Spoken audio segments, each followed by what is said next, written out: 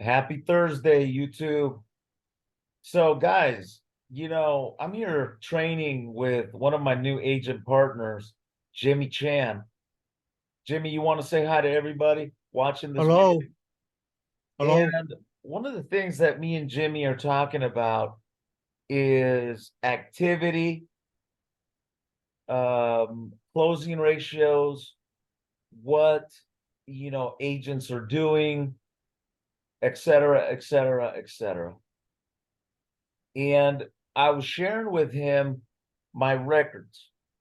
And guys, it's important for you to know your numbers. Because if you don't know your numbers, it's extremely hard to make it, period. So if you're not taking notes, if you don't know how many presentations you need to make before you make a sale, then you're basically lost. So I was sharing with Jimmy my activity from, several years ago. And one of the things I've always done is I've taken notes of my activity so that way I could study the the pattern of where I'm missing it. This is 7 years ago, guys. The things that we were doing 7 years ago to today, our skill set has become a lot better. But guess what? Doesn't change, Jimmy. What customers' objections are. And for a lot of agents that are starting in this business, what's really sad is that they get discouraged so fast. And instead of looking at the bigger picture, Jimmy, they're just focused on the losses of the day and the negativity that comes with sales. Does that make sense? Yes, So, for example, all of you guys that are watching, this is my schedule when I was working with my buddy Scott Riddle back in 2016, running Pioneer applications and Kemper, working live transfers. And this is my stats. Why? Because in order to win, you got to know your numbers, regardless of who you are.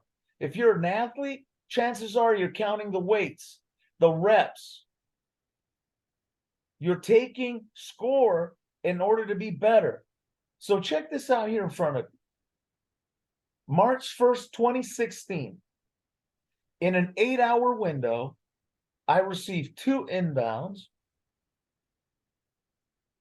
or probably more inbounds, but these are the calls that actually I made contact with, spoke to, and I'm going to read some of these notes that I have, and hopefully it will help you think at a bigger level and understand that in sales, it's not always winning. I always talk about this. We got to go into this with the thought process that we're not going to sell everybody. But we can cope with that if we walk away with a percentage of sales. So check this out. On March 1st, I made 2 full presentations. I closed her, but she hung up the phone when I got to the Social Security number. How many times have you had that? The second presentation, I pitched her, but I had no sale. That was all day. For some agents, they would have not gotten up the next day because they would have been all bummed out or they would have been complaining about the leads. But what did I do? I showed up the next morning again. On the 2nd of March, I did what? 4 presentations. Made 1 sale for $43.47. But again, why didn't I make those other sales? Well, let's look at the notes. The first one, the gentleman wanted a quote for his mother, and he hung up when I started closing. The third one, I pitched them, but he had a $15,000 policy with Royal Neighbors. I tried to explain to him, hey, you know what? It's a certificate instead of a real life policy. It's just a certificate. But we agreed to a follow up. Pitched her, but she was not interested. How many of you guys have gotten on the phone and got some of these objections and negativities, and you still wake up the next day? The next day, I did 3 full presentations, again in an 8-hour window. I made 2 sales, husband and wife. But the one that I didn't do, I pitched her when she was shopping premiums with her current agent. On the 4th of March, the lady was wealthy. She had everything taken care of. But then I was able to close another husband and wife. So that week, Jimmy, I made 12 full presentations and I closed 5 applications for $3,999. The bad part about that week is I had low activity, right, Jimmy? Yes, that is, I had low activity because yeah, you have the 30, company that was 40 sent, presentation, right? right, the company that was sending transfers was obviously couldn't get me more. But did I get anxious? Did I get mad? No, because at the end of the day, for 5 days, I wrote 3,900. A lot of agents, they have a bad day and they get upset. I've always said in this business, you can have a bad day, you can have a bad week, but you will never have a bad month. And here's the proof. Ladies and gentlemen, if you're not writing down your full presentations, if you're not figuring out what your closings are, how are you scaling? How are you winning? Don't you agree, Jimmy? Yes. It's impossible. Here's the 7th of March. 4 presentations, close one for $52. But let's look at why we lost. I closed her, but she refused to give me banking info and she hung up. Man, the other one, same thing. I got to the banking, she hung up. The first one was calling for her 80-year-old mom, wanted 30,000. We know how crazy expensive that is. No sale. The 8th, 1, 2, 3, 4, 5 presentations, closed 2 deals, husband and wife. But again, the loss. I closed, but when it came to getting info, hung up. Pitched, she wanted to speak with her husband, set an appointment for Monday, 9 a.m. Pitched Kemper, but he wanted to speak to family before going to surgery. Guys, we're selling final expense. You see what I'm saying, Jimmy? Not term insurance to 50 and under. On the 9th, I did 4 full presentations. I had 1 win with Kemper for 61.52. But let's look at our losses. I pitched her, but she was hesitant to give me the banking info. I pitched, but they refused to take action. They already had 20,000 with a final expense company. Are you starting to see a pattern, Jimmy? Yes. Of why people weren't buying, right? On the 10th, I sold my first presentation, 54.75. And then the next 3 presentations, they all asked for a callback. Buzzkill. Then on the 11th, 3 presentations all day. And again, I had 2 wins, and the loss was basically a callback. But when you look at the results at the end of the week, 20 presentations, 7 applications, 4,554. Now we go into the 3rd week.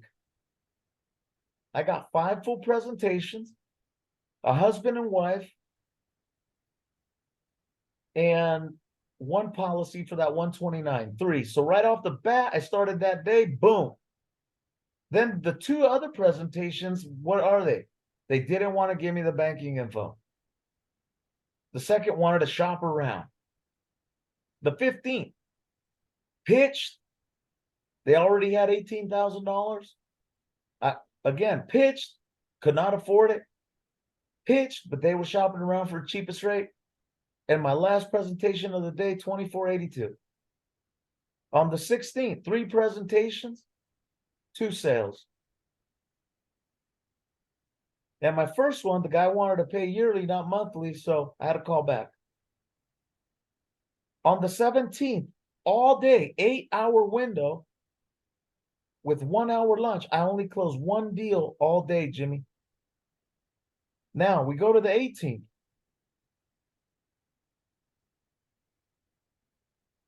Five presentations, 2 sales. They hung up, couldn't afford it. And that week I did 18 presentations for 9 applications for 7,257. Now, the only 2 carriers that I was sending business to at the time was a Pioneer American, Occidental, and Kemper. Now we'll go into the 4th week. I started the day on the 21st, 3 presentations, no sales. And you guys can see what happened. The 22nd, 1 sale in the whole day. The 23rd, 2 presentations all day, 1 close. On the 24th, 4 presentations, 2 closes.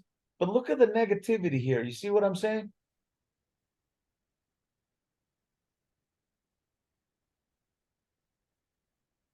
Three presentations on the 25th, 1 close, 65, 64. 13 presentations that week, 5 apps for 4,651. And the end of that month, on the 28th, 4 apps, closed 2 applications, the other 2 couldn't afford it. So that week, 14 presentations, 7 apps for 4,797. So I share this with everybody because sometimes what happens is that agents, really get affected. And this is what we call sales anxiety, Jimmy. A lot of people, they get into the business and they start getting the sales anxiety, they start panicking, and they start getting affected by what? Some of these negative days, right? Some of these people that hang up the phone. A lot of agents get affected by this, and instead of looking at the bigger picture, they're nitpicking and they're getting upset. Why? Because they can't handle it. So I always like to share this with agents, to ask yourself, what's the worst that can happen? Think about that. What's the worst that can happen? Well, you don't make no sales. Okay, be specific. Well, I can be all day in my office and no calls come through and I'm losing money. Okay, that can create anxiety. What else?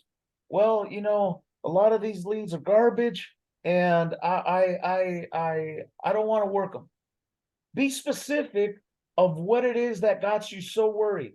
The people are shopping around. The people don't want to buy insurance. Be specific. Now, how bad would that really be? Well, if you don't make no sales, it's bad. If you make no presentations, it's bad. If you're talking to people that are just shopping around, it's bad. If you're talking to people that are telling you, call me next week, it's bad. Right, Jimmy? Yes. Now, what are the odds? Well, let's be real. What are the odds?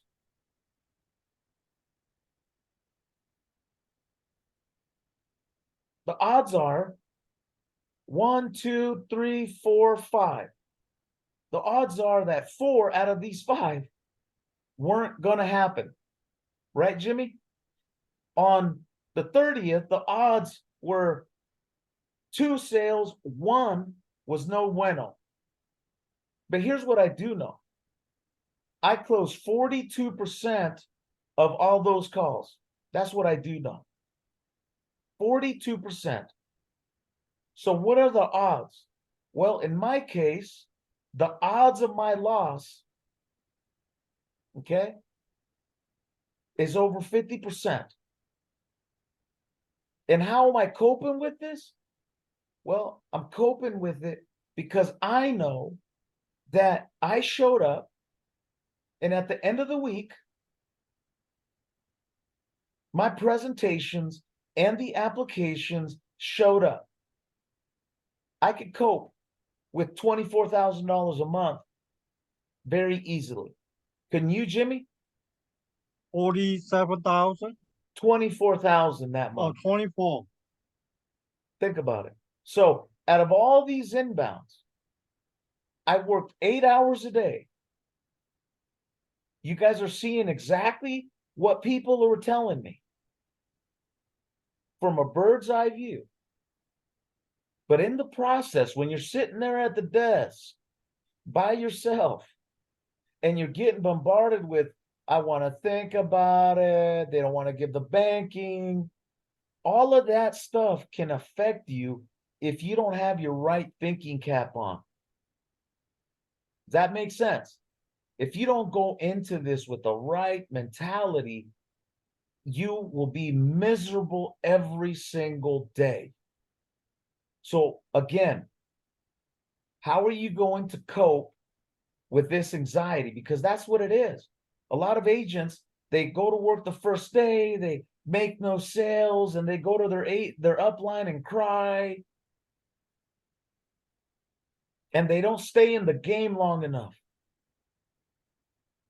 These numbers that I'm showing you, you guys, this is from 7 years ago. 7 years ago.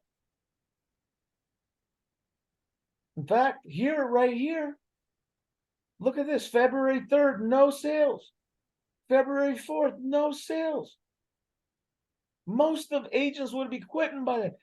The 5th, no sales. The 8th, no sale. Well, here we go. On the 8th, we had 2 sales. I just didn't highlight it. So I went, what, 3 days without nothing, right, Jimmy? But at the end of the month, I had apps. I had money. Why? Because the system's not in question.